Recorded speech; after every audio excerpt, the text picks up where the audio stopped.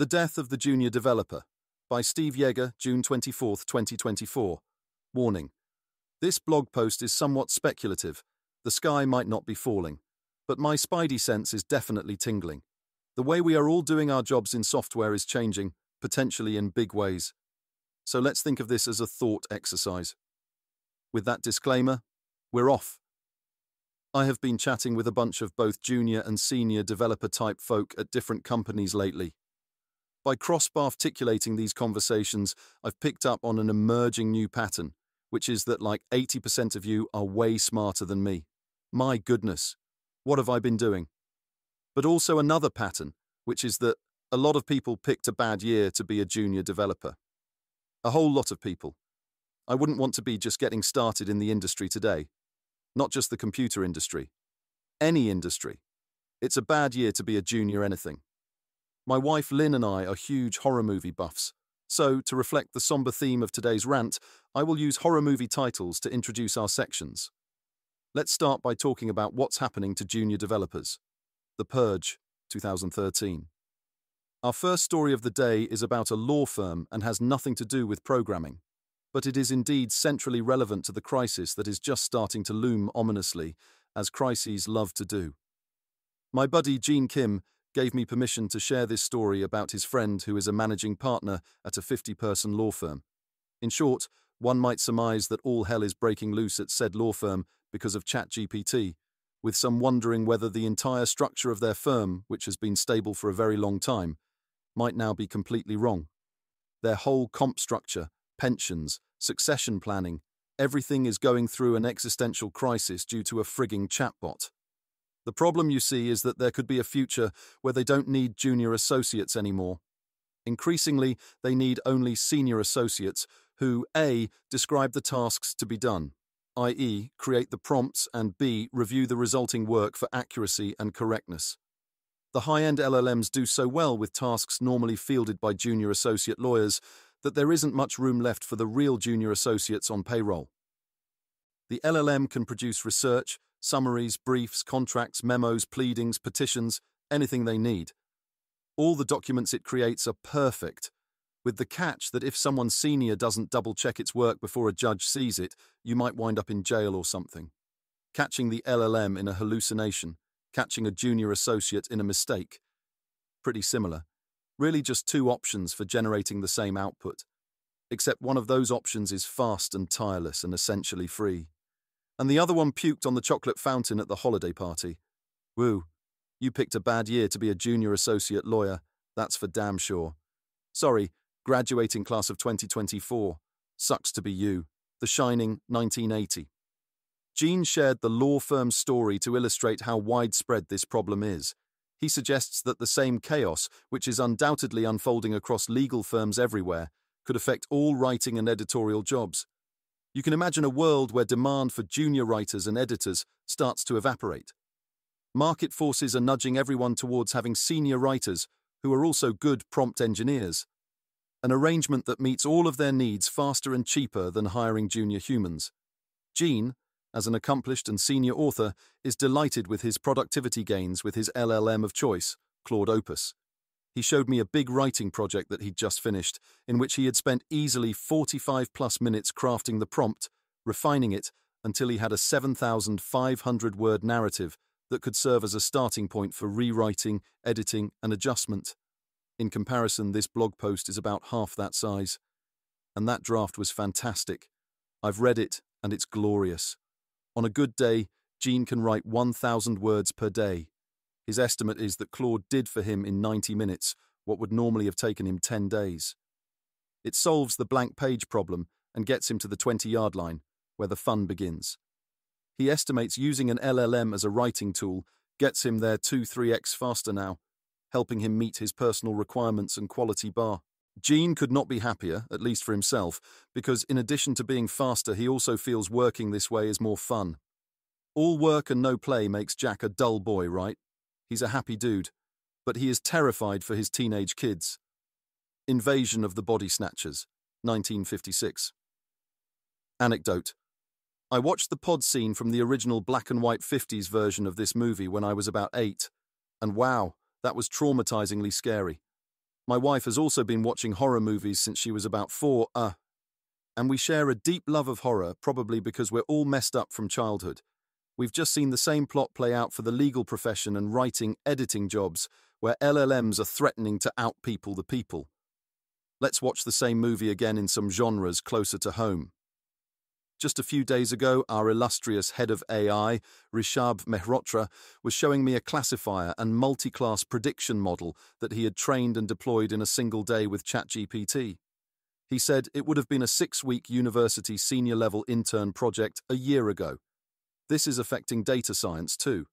An old friend, great programmer and mathematician, who left AI for quantum computing for a few years, is back to programming.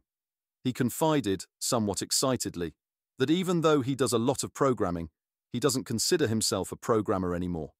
He said he's more of a reviewer or coach or nanny, something like that. He makes ChatGPT do all the work, and he just crafts prompts and reviews the output.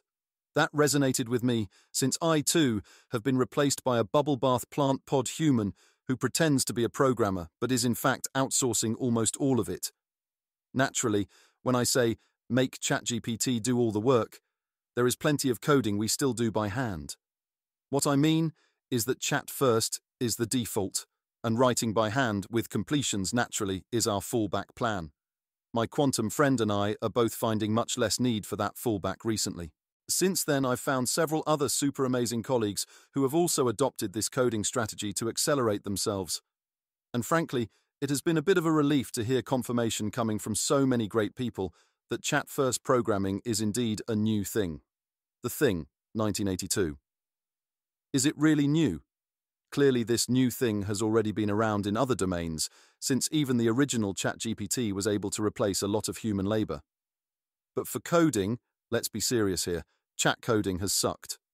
It would often be more effort to coax the LLM into a working solution than to write it yourself. With the previous model generations, if you feed in an 800-line source code file and ask for substantial changes, even GPT-4 Turbo, which many of you are using right now, will often run amok. Well-argued hallucinations, code that fails to pass, snarky code left as an exercise, empty functions, designs leading you in circles going nowhere, unexpected refactorings, missing code, and all manner of other frustration. You've probably tried it yourself. You know what I mean. So, chat programming has been sort of a bust. Nowadays, most people equate AI coding assistants with code auto-completions. They think of chat as something you use when you're just starting out, maybe as a faster doc search. In fact, there is a widespread perception that chat is for junior developers and becomes less useful as you gain experience. And truth be told, this wasn't entirely inaccurate prior to mid-May. The models weren't quite there yet. But for the past 6 weeks, things have been very, very different, and you, my friend, are missing out. That perception that chat is for juniors is now a flat-out misconception, one that I pray is stone dead in your heart by the end of this post. Chopping Mall, 1986. Chat-based programming, which I will preemptively label chat-oriented programming, CHOP, or just CHOP, because I suspect I'll be saying it a lot, is a brand spanking new phenomenon. Like, seriously, just over a month old. I first noticed it when GPT-4o came out, which was mid-May. You remember that big manufactured drama, right? About the new OpenAI 4o GPT model supposedly having Scarlett Johansson's voice? That's the one. That model changed everything about programming overnight. When GPT-4o dropped, it could suddenly edit 1,000-line source files, a figure that encompasses 95+% of the source files in most repos worldwide, with tremendous precision and faithfulness to the original, leaving the untouched parts of the file 99.9% diff perfect. Every once in a very rare while I see it drop a space character or slightly misindent a line. But that's it. From what I've seen, Google's Gemini and Anthropic's Claude 3 Opus have also cleared this hurdle, which makes multi-model prompting a good bulwark against hallucinations and a great way to select the best candidate for a design. Just feed your query to all of them and make them fight it out. It's a common CHOP technique. Briefly, CHOP is coding via iterative prompt refinement. Everyone's attempts to get it to do anything complex used to peter out after 4 to 5 iterations, and the models couldn't make progress. But now your iterations usually converge, which means you're reviewing and ultimately approving more and more LLM code and writing less and less yourself. So programming has leveled up into a problem of explaining your situation to the LLM, that is, slinging context, since you'll want to include a lot of information from different sources, and then merging the output back into your code base. We'd better get a tool for this. Chop Chop. Upgrade, 2018. The big model upgrade was life-changing for people who have already been coding in raw ChatGPT, which is still the world's most used and most popular AI coding assistant. ChatGPT coders have been using Chop style for a year or more, but it has been only for the bravest, most patient, and dumbest of early adopters, whereas now it's ready for everyone. Of course, raw chat involves a lot of manual assembly of context in and shoveling responses out, and it can get tedious, so many programmers use coding assistants instead. I mean, I guess business is good if you are the Ctrl-C or V keys on a keyboard, or looped square if you're into that sort of thing. All AI coding assistants benefit from this upgrade too. It has certainly been huge for our coding assistant Cody, which in my opinion has the best chat due to our automated context assembly engine, which saves you from having to explain your code base every time. Plus, Cody Pro lets you use both GPT-4o and Claude and others, so you can spot-check all your work with another LLM. The model upgrade is arguably even more effective with our inline edits feature, which handles dropping the response directly into your code. No more shoveling code out of the chat window. Cody just changes your code in place, undoably and retryably. The models are getting smarter, but the integration with your workflow is getting tighter as well. What's happening is a big deal. Programming this way is arguably on its way to being an order of magnitude speed up from completions-based programming. A 10x improvement might sound like an exaggeration, but we just saw examples from legal practice, publishing, and data science in the same ballpark, with 5 to 30x speedups for certain kinds of tasks, and estimates of at least 2 to 3x overall boost to productivity. You can quibble over the numbers, but it's clear that programmers using Chop with these new models are getting a turbo boost. Why aren't you upgraded yet? The Mangler, 1995. Trivia. My brother told me that movie was so scary that he had to leave the theatre. Never saw it myself, but the short story was fun. We're going to do story number 5 now, the very last story, and it's mine, and it's about programming, and the plot is different from the others. This is where we learn the hard way why chat programming is for senior devs. Please keep your hands and limbs inside the carriage during the ride. The other day, GPT-4o shocked me with one of its coding proposals, while I was chopping away with it at a project. It was such a shock that I laughed for minutes, practically unhinged. I am not often shocked, least of all by looking at the code for a working program. I had presented a small design problem to GPT, asking for an evaluation of my options. It's great for that. Chat-oriented programming, CHOP, isn't just about coding. There are a lot of design discussions too. You do everything, even writing sometimes, with the LLM as a pair partner. For some reason, this time ChatGPT launched full bore into redesigning an entire subsystem of the framework I was stuck in, which had an issue I was trying to work around. I'm sure you have seen this whack behavior from LLMs before. The difference is, now they are very good at rewriting things, and sometimes they'll swing for the fences. Consequences schmon sequences. GPT-4o breezed quickly past most of the sane options before ploughing straight into let's rewrite it all scorched earth mode, clearly not having read Joel Spolsky. It spewed out an unusually long answer, hundreds of lines of code and instructions, presenting thorough and persuasive reasoning supporting this approach. And the rewrite would have worked. It was a very direct solution to my problem. So it wasn't wrong per se.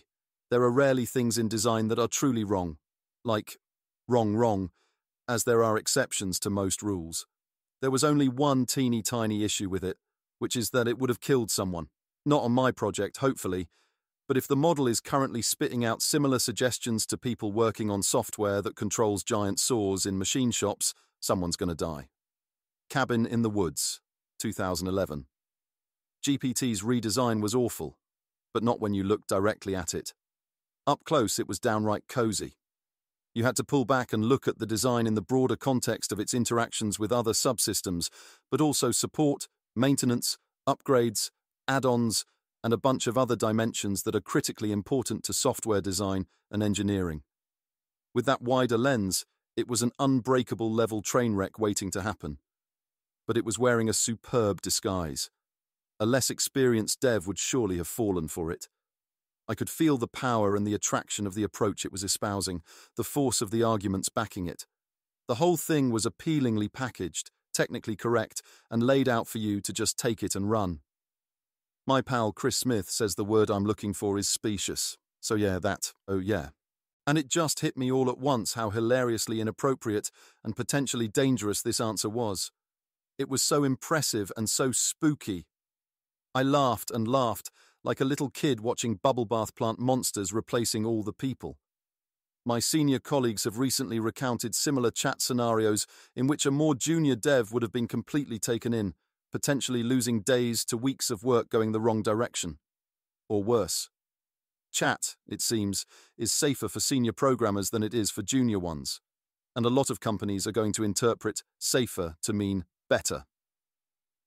Buckle up. Topsy-turvy times ahead. The Stand, 2020. A lot of companies ask me, how can we tell which parts were written by the AI and which parts by the programmer? Well, if chat-oriented programming becomes the dominant modality for programmers, then LLMs will be writing the vast majority of all source code worldwide. That's a gargantuan shift, and it might even shake up the traditional software engineering roles. We've seen how this shift affected a law firm, a publisher, and engineering sibling discipline of data science. Stock in junior contributors is down, and there is concern there could be a market crash. That presents a very serious problem for new people in those fields. What do you do? How do you learn the ropes, not to mention find gainful employment? What are the ropes now, and what do the companies do when their senior people retire? They could wind up like the COBOL world, which is in a worldwide crunch, because there are no junior COBOL devs to replace the ones who retired. Ironically, these huge legacy companies will likely be rooting hardest for the LLMs to write all their code. Things are changing fast. I'm an optimist, and I generally think, or at least hope, that as companies become more productive in the coming months and years, they simply get correspondingly more ambitious. Everyone will need to get a lot more serious about testing and reviewing code. Senior devs could become full-time reviewers, and junior devs shepherd the LLMs, maybe? It doesn't necessarily have to end with a post-apocalyptic wasteland for recent CS grads. 28 days later, 2002. I wrote this post a week ago and have been thinking hard about whether I believe the premise, which is that within a few years, the norm for source code will be that it is written and modified by LLMs via prompting. For all practical purposes, all source code will be written this way, with exceptions becoming ever rarer. Not only do I believe it, I could even see it happening in 12-18 months at the current rate of LLM progress. I think the change will have a ton of fallout, only some of it foreseeable. And one casualty might well be junior devs, in the sense that they become less marketable, and it could cause various kinds of crunches across the industry. We've already seen the big companies doing layoffs to make room for AI practitioners. Small companies may be faced with their own version of this decision. Why hire a junior developer to write mediocre code when the LLM will do that for you 10 times faster? So yeah, I'm worried. Briefly, what do I mean by senior here? Really just two things. You know what you want before the AI writes it. You already have a vision for how you would write this by hand, or have it narrowed to a few reasonable options. You can detect when it is giving you bad guidance. If you know exactly where you are driving, and you know what bad roads look like, then turbochargers can be safe and will get you there faster. If you're not sure where you're driving, activating the turbochargers will get you somewhere fast. Leave the world behind, 2023. So, you've made it this far. Congrats. What's going to happen? I don't know. Maybe we'll get really lucky. I mean, I'd be very happy to be wrong here, but change is coming. There will be social and cultural upheaval in tech, just as is happening in the legal profession. It's already begun. The models are getting smarter and smarter with each passing month, which means they are going to be eating more and more jobs until they eat the world. All I can tell you is this: get there early.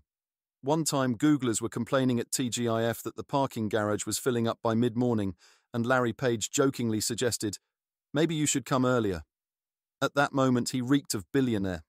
But if you really wanted to park in the garage, you took his advice. If you want to survive the change, you'd better show up prepared and stay on top of it. The rest of this post is just some direct, simple, and timeless advice for junior and aspiring software engineers. I hope it can help get you through this awkward period where our industry collectively figures out what exactly the hell is going to happen. Final destination, 2000. Get good. Fast. That's what you need to do. Get ahead of the slackers while our industry turns upside down. And you might be the one to survive. You are competing with students from Waterloo who have 2+ years of actual work experience by the time they graduate with a bachelor's in CS. You're also competing with the top 10% of all CS grads nationwide, who are, year after year, already effectively senior engineers, despite this being their first real job. Here are some shotgun recommendations. Do with them as you see fit. Gain experience anywhere and any way you can before you even leave school. Get work experience, contribute to OSS, program on the side. Take your classes seriously. Learn more than is required for passing each class. Learn each subject thoroughly and revisit them all as you go. Don't over-index on programming language arcana. That's becoming a detail that machines handle for us. Focus on algorithms, data structures, software design and engineering, discrete math, operating systems, compilers, databases, networks. Focus on studying real systems. Find walkthroughs online and study them. And of course, ML. Gobble up everything you can. Understand how things are built. Make sure you know how every system in a computer works. Make sure you have an understanding of how every cloud service you depend on does its job. Read the docs and then read the design docs. You won't have to write any of it by hand. But you need to develop a senior programmer's sensibilities around how these things fit together and interact, for good or ill. Learn how to use frontier models to check other LLM models work. Sign up for multiple services, e.g. Claude and ChatGPT, and send your important prompts to at least 2 big models. Have them evaluate each other's responses and study it all carefully. LLMs are better at reviewing and critiquing their own content than they are at producing it, so use a second LLM as your senior partner. Another one of the key things that differentiates a senior developer from a junior one, in many contexts, is operations experience. Read the O'Reilly Google SRE book. Read it cover to cover. And find a good GitOps book too. There seem to be quite a few to choose from. There may be no compression algorithm for experience, but fortunately a lot of that experience has been condensed and distilled. Go drink it up. Lean hard on a coding assistant like Cody. Stay on the bleeding edge of features. A coding assistant is a powerful tool, like an IDE, and learning to master it will level you up as a programmer. Chop involves a lot of manual context shoveling to craft your prompt. Cody does 90% of that shoveling for you, as well as copying the responses back into your code. Most devs using chat still use raw ChatGPT for coding, even though it doesn't help you with context fetching or data shoveling. And it's great all by itself, though more manual work in prompt crafting. I have been using GPT directly in Emacs, with the excellent ChatGPT shell because I'm still building Cody for Emacs, so I can't use it yet. Raw GPT 4.0 is still great. I used to tell people to master an IDE, and even better, also Emacs or NeoVim. But I'm not sure anymore. That might become obsolete soon. Wait until the coding assistants can do it for you. It won't be long, or even come help. It doesn't matter what approach you take as long as you start making heavy use of chat in programming. Because that, friendo, is how it works now. Like it or not, and you need to survive it. Good luck to you. I will start a channel soon dedicated to showing the new way of programming as I help build Cody using chop-style coding. I will use both ChatGPT directly and Cody, and they will help me build Cody. Stay tuned. I'll also be giving a talk that touches on this and much more in August at the Enterprise Technology Leadership Summit in Las Vegas. Hope to see you there. P.S. Thanks to Chris Smith, Gene Kim, Dominic Cooney, and Anna Noack for their thorough reviews and great suggestions.